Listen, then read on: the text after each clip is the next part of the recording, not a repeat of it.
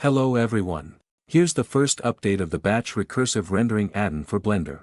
This new version introduces new features, along with a few bug fixes. I'm going to give you a quick demo of what's new. It's now possible to generate renders in separate folders, either based on the world, or based on the material. Here's a quick look at the result with both options enabled. The old, optional animation feature has now been fully integrated. You can enable it through a button in the add-on interface. Once it's enabled, an animation button will appear. It works both in interface mode and in headless mode.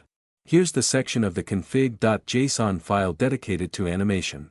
You can enable or disable the option there, and set the animation duration. Let's take a concrete example. I'm loading a new scene.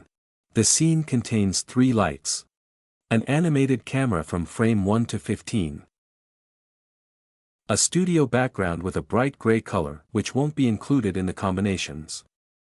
There's also a sofa, with 3 fabric materials that will be applied to it.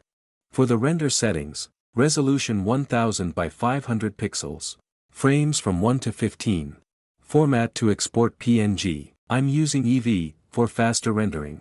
Open the add-on. Enable the buttons Combine Materials, by Materials, and Animation. The total number of combinations is 3. Start the render. Once the render is complete, open the export folder. You'll find 3 folders, one for each material, each containing 15 images corresponding to the animation. That's it for the update 01. Thanks for watching.